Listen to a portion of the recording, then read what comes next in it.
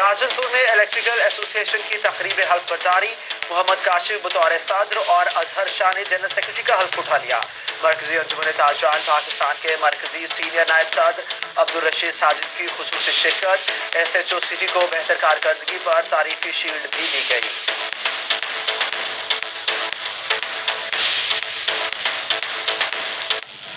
राजनपुर में electrical association की तकरीब हल्फ बर्दारी इस वक्त जारी है, जिसमें मरकजी अंजुमन ताजरान पाकिस्तान के मरकजी सीनियर नायब सदर अब्दुल रशीद साजिद ने खुसूसी शिरकत की है। मजीद जानते हैं खुरम शहजाद से। खुरम, बताइएगा।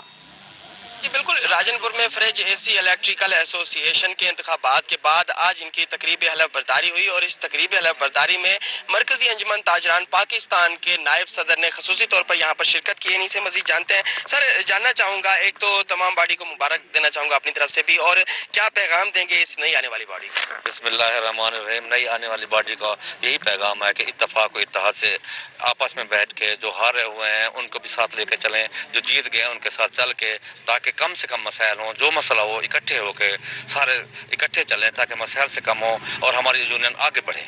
और अपनी मरकजी अंजुमन ताजरान की तरफ से इनके साथ आप किस किस्म का ताउन की इनको दे? मरकजी अंजुमन ताजरान डिस्ट्रिक्ट रायपुर हर वक्त इनके साथ है। हमारी 1122 अंजरान है, हम पहले भी इनके साथ थे, अब भी दिन रात जो इनका मसला होगा इनसे पहले हम पहुंचेंगे इंशाल्लाह। जी बिल्कुल, इनको पैगाम दिया जा रहा है कि जो भी जायज़ मसाइल होंगे फ्रिज इलेक्ट्रिकल एसोसिएशन की तरफ से जो उनको जो मसाइल होंगे वो तरजीह बुनियादों पर उनके हल के लिए जो है मरकजी अंजुमन ताजरान दिन रात खुरम शहजाद, आपने अपडेट किया, शुक्रिया आपका।